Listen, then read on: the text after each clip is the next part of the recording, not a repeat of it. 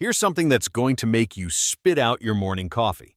The 2026 Six Nations isn't broken. It's finally evolving exactly as it should.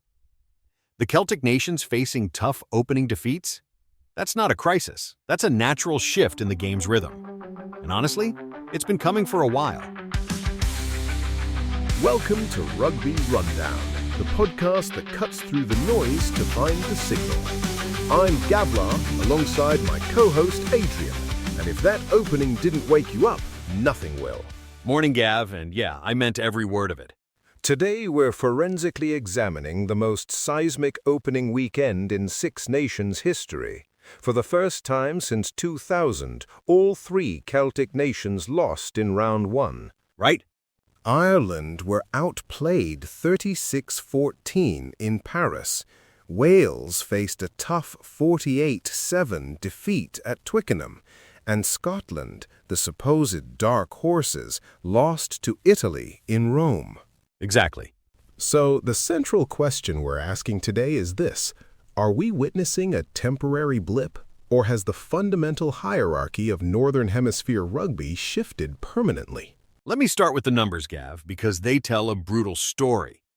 The points difference across round one shows England at plus 41, France at plus 22, and then there's a massive canyon. Yeah. Italy sits pretty at plus 3, Scotland at minus 3, Ireland at minus 22, and Wales struggling at minus 41. But here's what the stats don't capture: the psychological impact of these results. That's where I disagree with your opening take, Adrian. These weren't just bad days at the office. Look at Ireland. They missed 19 tackles in the first half alone against France. Right. That's not psychology. That's France's tactical evolution bearing fruit. The DuPont-Jalabert axis has reached a new level of sophistication, and their aerial game with Adesagbe is genuinely innovative. These are brilliant tactical developments that caught teams off guard. But that's exactly my point, Gav. You're looking at the symptoms, not the transition. Those missed tackles? That's what happens when a team's in a natural evolution phase. Ireland are navigating the post-Sexton transition, figuring out their new identity.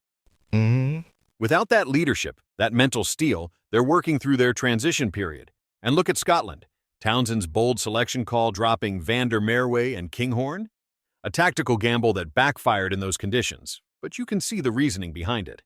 Okay, I'll give you Scotland. That was tactical naivety in biblical conditions. But look at the Punditry audit. This wasn't just the Celtic nations failing, it was the entire rugby media getting it wrong. Exactly. The Sports Forecast supercomputer gave Scotland a 65% win probability against Italy. Every major outlet backed Scotland. The collective blind spot was massive. And that's because everyone bought into this golden generation narrative without asking the hard questions. But you know who called it differently? Johnny Wilkinson. And look, Wilkinson's known for his contrarian takes. This time, one of his outlier predictions actually hit. He tipped Italy not just to beat Scotland, but to challenge for the title. Fair play to Wilkinson, but let's be honest, even a broken clock is right twice a day. He makes so many bold predictions that one was bound to land eventually. Italy at 150-1 for the championship is still a massive long shot. Which brings us to the most critical moment of the weekend. And I'm not talking about any of the tries or penalties. I'm talking about the final minute in Rome. You mean Scotland's 29-phased assault on the Italian line? Precisely. That moment where Italy held firm. Michele Lamaro marshalling the defense with genuine leadership, Simone Ferrari putting his body on the line phase after phase. That wasn't just good defending, Gav. That was elite-level mentality. Italy have genuinely evolved their game. I think you're being dramatic here, Adrian. Yes, it was heroic defending, but let's look at what really defined that match: Italy's set-piece dominance. Mirko Spaniolo absolutely munching Xander Fagerson in the scrum was the real turning point. But that's exactly what I'm saying. That scrum dominance created the psychological edge. Once Scotland's pack started going backwards, the belief drained out of them. You could see it in their handling, shockingly poor in conditions that demanded pragmatism. Right, and Paolo Garbisi's tactical kicking was superb. Those spiraling contestables that tormented the Scottish back three, that's tactical evolution, not just psychology. Okay, but here's where it gets really interesting for the rest of the championship. We're not just looking at individual team transitions. We might be seeing a genuine two-tier tournament emerge. The Guardian's Robert Kitson called it exactly right. We're potentially regressing to the early 2000s dynamic, where England and France dominate while everyone else scraps for survival. And that has massive commercial implications. If three teams are consistently struggling to compete at this level, the sporting value could diminish. You'll start hearing promotion-relegation arguments getting louder. Absolutely. But there's another angle. England bucking the post-Lions hangover trend. Historically, they should be struggling this year after heavy Lions involvement. Right?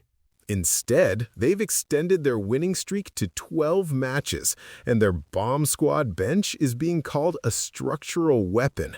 That's not luck. That's systematic player development paying dividends. Their depth and quality pathways are genuinely world-class now. Which brings us to the coaching pressure cooker. Gregor Townsend's facing scrutiny, Steve Tandy's working through structural challenges at Wales, and even Andy Farrell's navigating a tricky transition period. The pressure on Townsend is immense. If Scotland lose the Calcutta Cup, critics are saying it could be terminal for his tenure. Right? And here's the thing. Outside of Scotland's current generation, there's not a huge amount coming through their pipeline.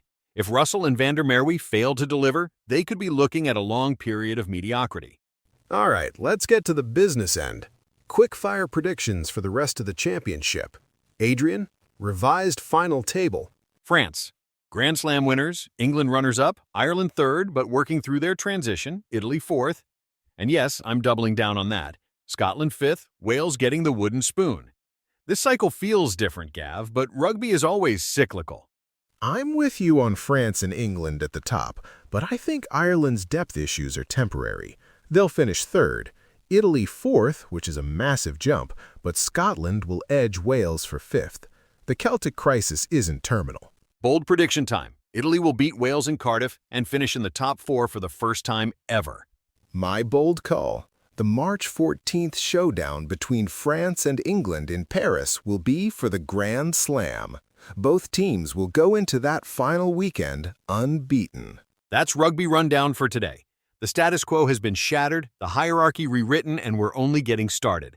Make sure you subscribe, leave us a review, and tell us, are we witnessing a temporary blip or permanent shift? Hit us up on social media, and we'll see you next week when we break down round 2. Until then, keep questioning the consensus. Because in rugby, as in life, bold insight trumps conventional wisdom every time.